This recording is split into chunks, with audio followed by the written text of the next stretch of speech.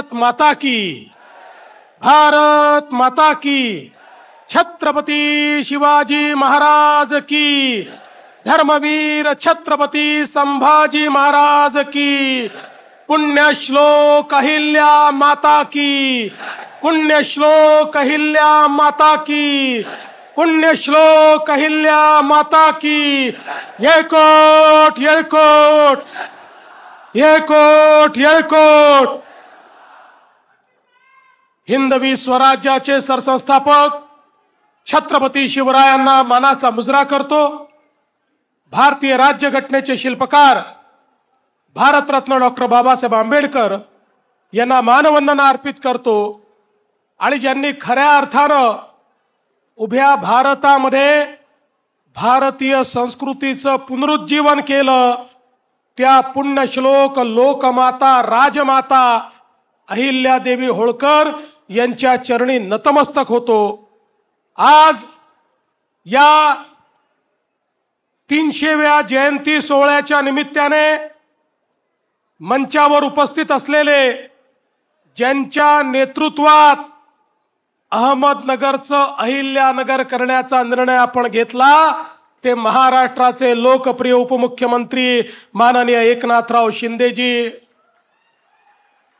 ज्यांच्या प्रयत्नातून 681 कोटी रुपयाचा विकास आराखडा चोंडीमध्ये मंजूर झाला ते आपले सर्वांचे लाडके सभापती प्राध्यापक राम शिंदेजी, पालकमंत्री राधाकृष्ण विखे पाटीलजी, आमचे सहकारी दत्ता मामा भरणेजी, अतुल सावेजी, या ठिकाणी मंचावर उपस्थित आपल्या सर्वांचे लाडके गोपीचंद पडळकरजी,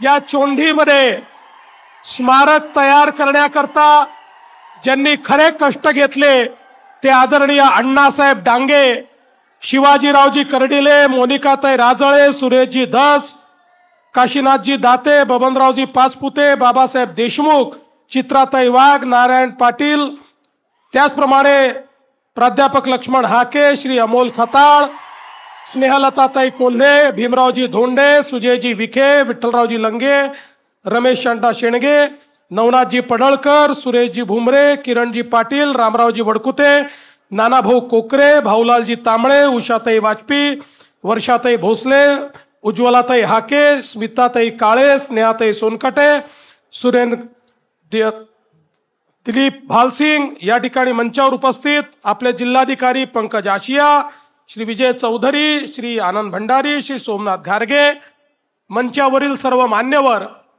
आणि एवढ्या मोठ्या संख्येनं या ठिकाणी उपस्थित असलेल्या माझ्या सर्व भगिनी आणि बंधूंनो, आज खरं म्हणजे राम शिंदे सरांनी आणि आम्ही सगळ्यांनी देशाच्या प्रधानमंत्र्यांना या ठिकाणी निमंत्रित केलं होतं। पण ज्यावेळी मी प्रधानमंत्र्यांना भेटलो आणि शिंदे सरांचं पत्र दिलं आणि सांगितलं की साहेब 300वी जन्मजयंती आहे, आपण चोंडीला आलं पाहिजे, त्यावेळेस प्रधानमंत्री मला म्हणाले माझ्यासमोर प्रश्न होता, एकीकडे जन्मस्थळ होतं आणि दुसरीकडे कर्मस्थळ होतं। देवेंद्र, यावेळी मी पुण्यश्लोक अहिल्या देवींच्या राजधानीत कर्मस्थळावर सभा घेण्याचं ठरवलेलं आहे, पण पुढच्या वेळेस जन्मस्थळावर नक्की मी त्या ठिकाणी येईन, अशा प्रकारचा विश्वास। आणि म्हणून आज आपण बघितलं असेल मध्य प्रदेश सरकारनेही अतिशय भव्य सोहळा हा त्या ठिकाणी पुण्यश्लोक अहिल्या देवींच्या 300व्या जयंतीचा ठेवलेला आहे आणि त्या ठिकाणी आज देशाचे प्रधानमंत्री हे पुण्यश्लोक अहिल्या देवींचा गौरव करण्याकरता उपस्थित होते। आम्ही राष्ट्रपतींकरता देखील प्रयत्न केला, थोडा आम्हाला उशीर झाला होता, त्यामुळे राष्ट्रपती महोदयांकडून देखील आम्हाला हाच संदेश मिळाला की जे काही वेदर अपडेट्स त्यांच्याकडे आहेत त्यामुळे इतक्या तातडीनं तो प्लॅन करता येणार नाही। आणि त्यांनी आम्हाला सांगितलं, उलट मला तर त्यांचे सचिव असं म्हणाले की आमच्या राष्ट्रपती महोदयांना फार आवडेल, त्यामुळे तुम्ही इतक्या घाईनी तर हा करता येणार नाही, कारण राष्ट्रपतींच्या कार्यक्रमाकरता खूप अनेक गोष्टी कराव्या लागतात. पण एक स्वतंत्रपणे जर तुम्ही आम्हाला कार्यक्रमाला बोलवलं तर निश्चितपणे आम्ही त्या कार्यक्रमाला येऊ. त्यामुळे मला विश्वास आहे की लवकरच या ठिकाणी पुण्यश्लोक अहिल्यादेवींचं दर्शन घेण्याकरता देशाचे प्रधानमंत्री पण येतील आणि देशाच्या राष्ट्रपती पण येतील. आपल्याला कल्पना आहे, हे खरं म्हणजे एक प्रेरणा केंद्र आहे, हे ऊर्जा केंद्र आहे.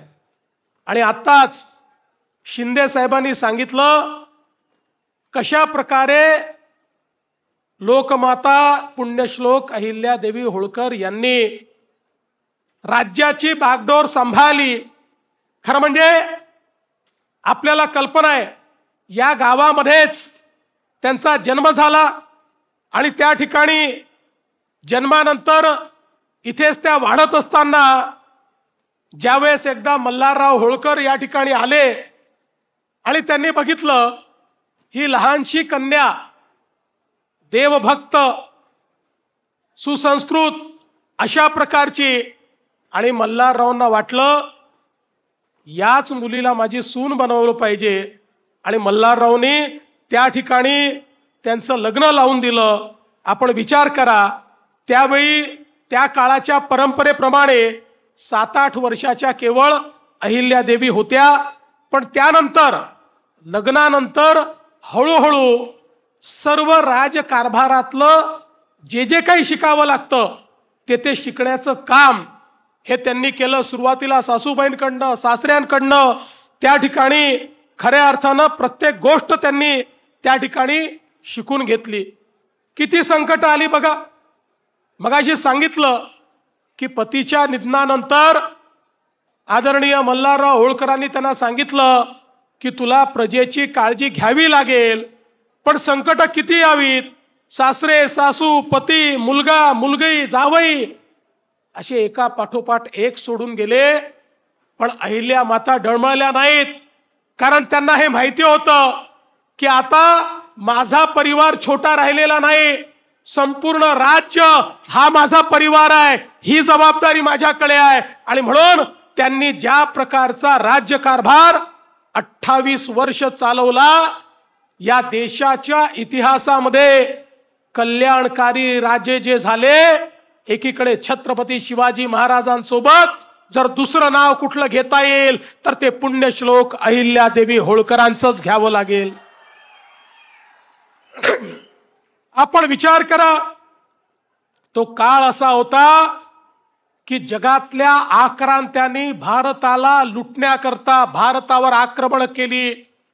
आणि जगातल्या या आक्रांत्यांना माहिती होतं भारताची ताकद ही भारताच्या अध्यात्मात आहे, भारताची ताकद ही भारतीयांच्या भाविकतेत आहे, भारताची ताकद इथल्या मंदिरांमध्ये इथल्या घाटांमध्ये या ठिकाणी त्यांना जी ऊर्जा मिळते त्या सर्व प्रेरणा स्त्रोतांमध्ये आहे. हा भाविक या ठिकाणचा भारतीय नागरिक याच्या भावनेला जर आपण ठेस पोचवली तर आपण भारताला गुलाम करू शकू. आणि म्हणून या सगळ्या आक्रंत्यांनी कुठे काशीचं मंदिर तोड, कुठे अयोध्येचं मंदिर तोड, कुठे कृष्णाची जन्मभूमी तोड, एकापेक्षा एक सगळे आमचे ज्योतिर्लिंग भंग करण्याचं काम आणि आमचं तेज तप भंग करण्याचं काम हे त्या ठिकाणी केलं.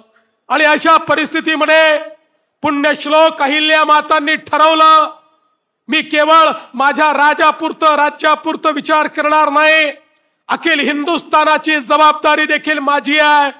देव देश आणि धर्माकरता जे हिंदवी स्वराज्य छत्रपती शिवाजी महाराजांनी तयार केलं त्यातल्या देव देश आणि धर्माची आता जबाबदारी माझ्यावर देखील आलेली आहे. आणि म्हणून पुण्यश्लोक अहिल्यादेवींनी केदारनाथ पासनं वाराणसी पर्यंत आणि सोमेश्वर पासनं रामेश्वरापर्यंत आपली सगळी मंदिरं त्या ठिकाणी बांधून काढली, घाट बांधून काढले. आणि त्या परकीय आक्रमकांना सांगितलं अरे तुम्ही किती आक्रमण केलं तरी आमचा देव देश आणि धर्म तुम्ही मिटवू शकणार नाही. हा देव देश आणि धर्म आमच्या रक्तामध्ये आहे, तो मिटवण्याची ताकद तुमच्यामध्ये नाही. हे सांगणाऱ्या जर कोणी होत्या तर त्या पुण्यश्लोक अहिल्यादेवी होत्या.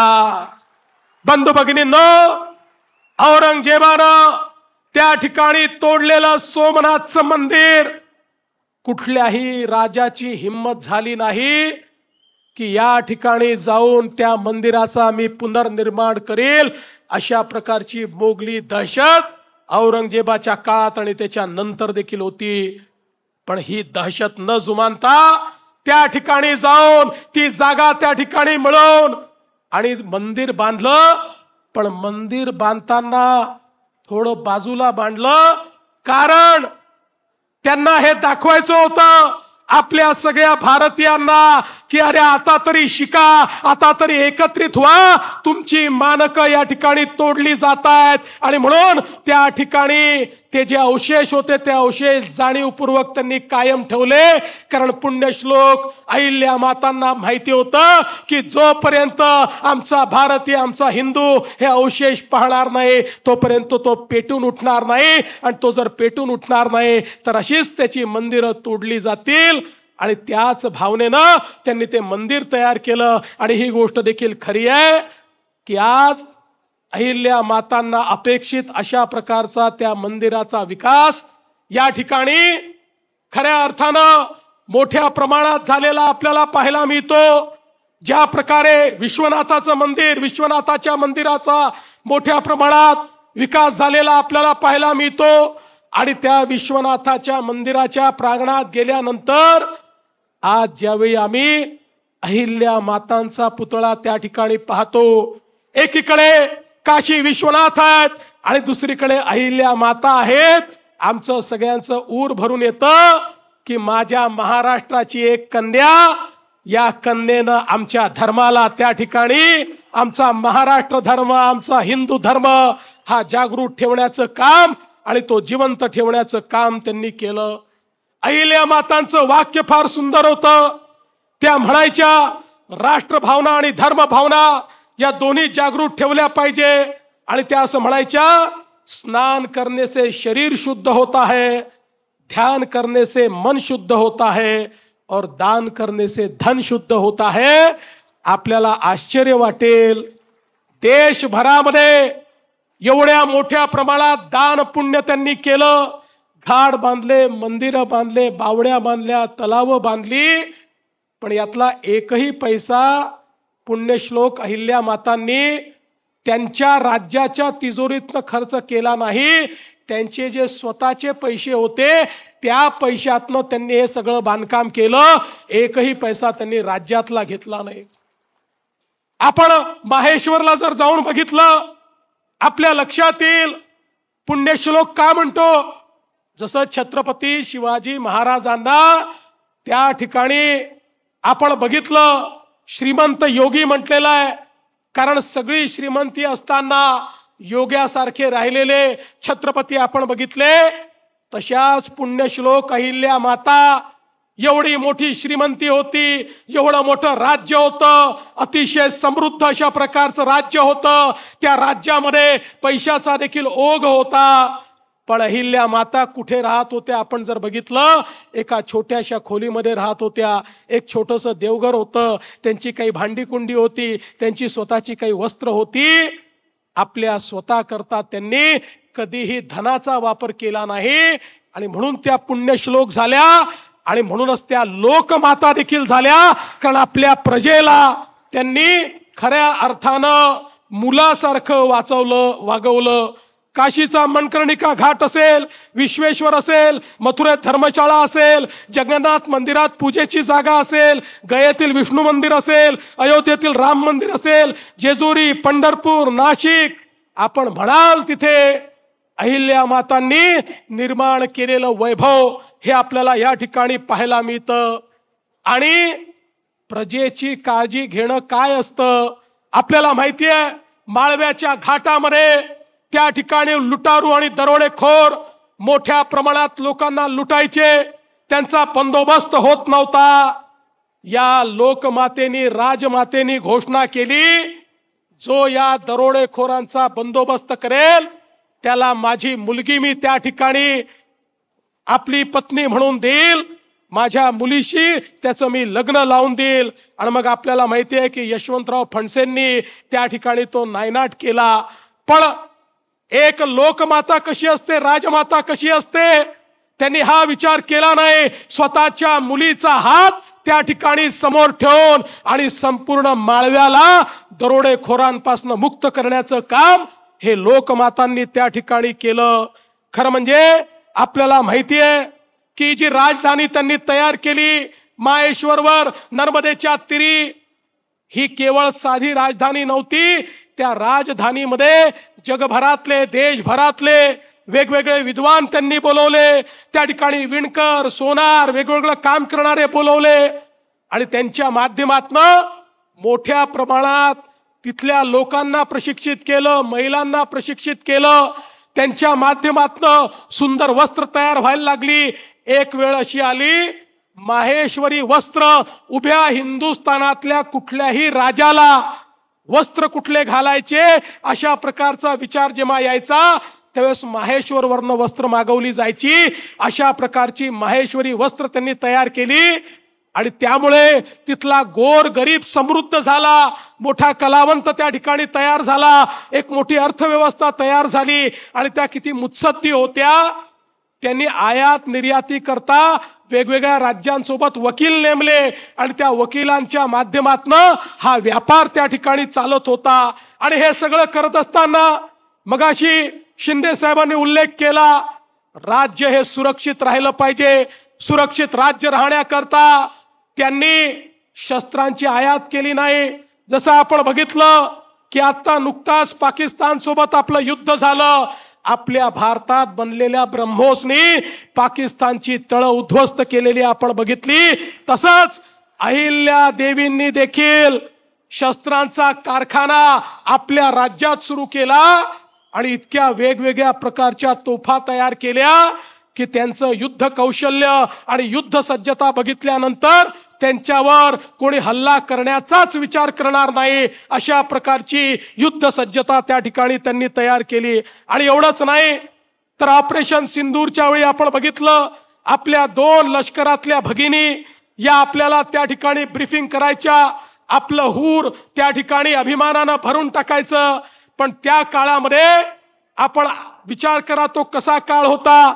त्या काळामध्ये अहिल्या देवींनी घोषणा केली, माझ्याकडे पूर्ण एक तुकडी ही केवळ महिला सैनिकांची असेल आणि महिला सैनिकांना प्रशिक्षण देऊन महिलांची तुकडी तयार करणाऱ्या अहिल्या देवी या पहिल्या राणी होत्या की ज्यांनी अशा प्रकारची तुकडी तयार करून दाखवली. आणि एवढंच नाही तर जी न्याय व्यवस्था त्यांनी उभी केली, कुठलंही राज्य चांगलं केव्हा म्हणता येईल ज्या राज्यामध्ये समता असते, समानता असते, न्यायासमोर सगळे सारखे असतात, न्यायासमोर कोणी मोठा नाही लहान नाही. छत्रपतींनी ही शिकवण दिली होती. अहिल्या मातांनी जी न्याय व्यवस्था उभी केली, आजचे जसे आपले कोर्ट आहेत तशा प्रकारचे निष्पक्ष कोर्ट हे अहिल्या मातांनी उभे केले. अहिल्या मातांच्या कोर्टामध्ये कोणाची जात पंथ धर्म पैसा पाहून त्या ठिकाणी न्याय होत नव्हता, तर कोणाच्या बाजूनी न्याय आहे, कोण अन्यायग्रस्त आहे हे पाहून त्या ठिकाणी न्याय होत होता. आपण अनेकांचे ग्रंथ जर वाचले तर अनेक विशेषज्ञांनी लिहिलेलं आहे अहिल्या देवींनी तयार केलेली न्याय पद्धती, अहिल्या देवींनी तयार केलेली कर पद्धती, अहिल्या देवींनी तयार केलेली कृषी पद्धती ही सगळीच आदर्श होती. अशा प्रकारच्या आदर्श आमच्या अहिल्या माता होत्या. आणि सगळ्यात महत्वाचं, त्यांच्याकडे एकदा 3-4 गरीब लोक गेले.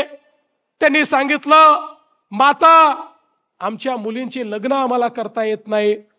त्यांनी विचारलं का करता येत नाही. म्हणाले आमच्याकडे पैसे नाही, लग्नालाही पैसे नाही आणि नवऱ्याकडचे लोक एवढा हुंडा मागतात, हुंडा द्यायचा कसा. त्याच दिवशी अहिल्या मातांनी फरमान काढलं, हुंडा देणं आणि हुंडा घेणं दोन्ही गुन्हा समजला जाईल. आणि हुंडा बंदी त्या ठिकाणी अहिल्या मातांनी केली आणि सगळ्या मुलींची लग्न लावून दिली. अहिल्या मातांच्या 28 वर्षाच्या राज्यामध्ये कोणाची हिम्मत हुंडा मागायची नव्हती आणि हुंडा देण्याचीही नव्हती. अशा प्रकारे महिलांना ताकद देणाऱ्या, महिलांचं त्या ठिकाणी जीवन समृद्ध करणाऱ्या अहिल्या माता होत्या. अहिल्या मातांच्या दरबारात गेलं, दोन गोष्टी लिहून ठेवल्या होत्या.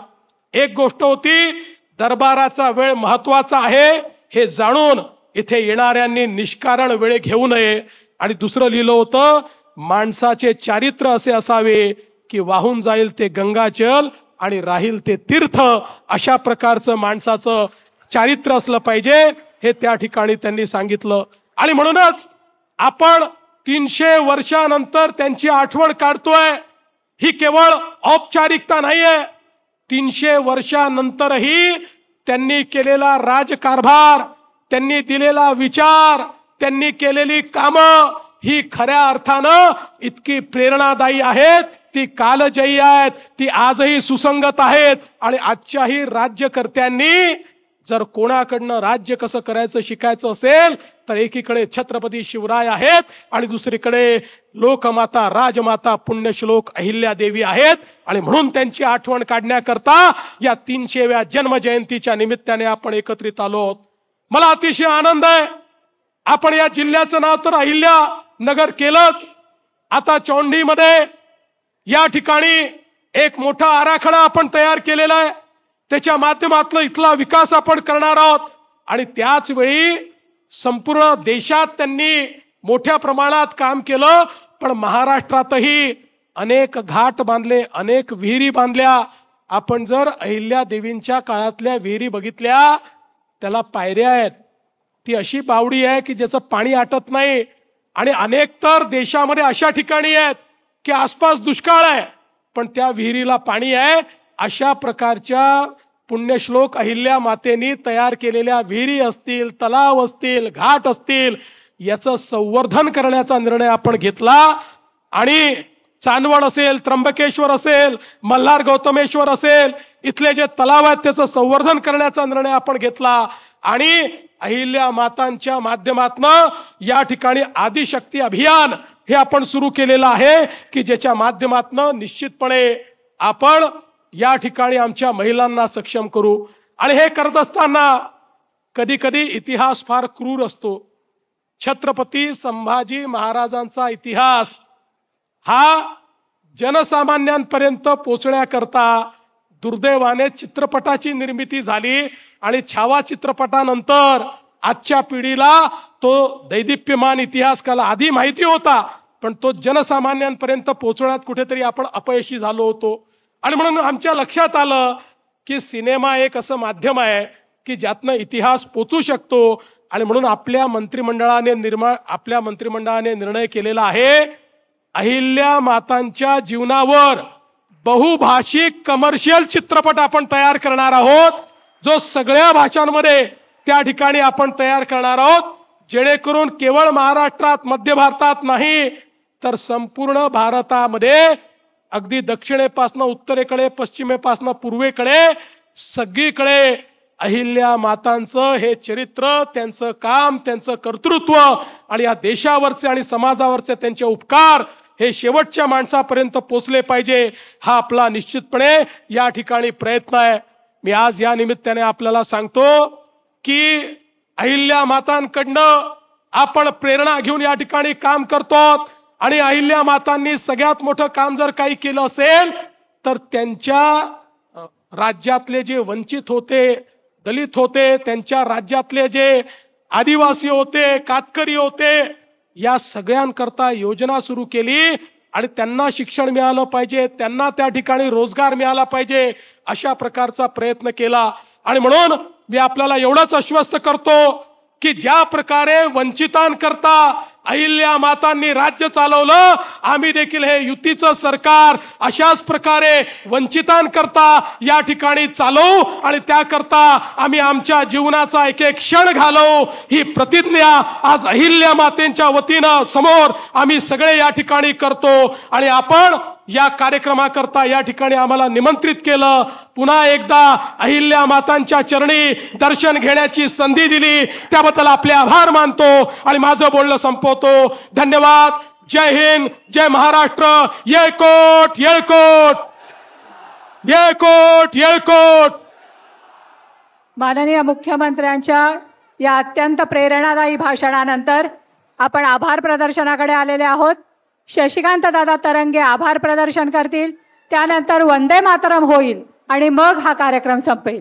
आज पुण्यश्लोक अहिल्यादेवी होळकर यांच्या जयंती महोत्सवासाठी आपण सर्वांनी निमंत्रित केलेले महाराष्ट्र राज्याचे मुख्यमंत्री देवेंद्र फडणवीस साहेब, उपमुख्यमंत्री एकनाथ शिंदे साहेब, महाराष्ट्रातील मंत्रिमंडळातील मंत्रीगण व व्यासपीठावर उपस्थित असलेले सर्व आमदार, खासदार, माजी खासदार व उपस्थित असलेले सर्व समाज बांधव हे आदरणीय राम शिंदे साहेब यांच्या विनंतीला मान देऊन या ठिकाणी उपस्थित राहिले, त्याबद्दल आपल्या सर्वांचं मी मनापासून आभार मानतो. धन्यवाद. सर्वांनी जागेवरती उभं राहूयात. जनगण मन अधिनायक जय हे भारत भाग्य विधाता. पंजाब सिंध गुजरात मराठा द्राविड उत्कल बंगा. विंध्य हिमाचल यमुना गंगा उच्चल जलधि तरंगा. तव शुभ नामे जागे, तव शुभ आशीष मांगे. गाहे तव जय गाथा. जन गण मंगलदायक जय हे भारत भाग्य विधाता. जय हे जय हे जय हे जय जय जय. भारत माता की, भारत माता की.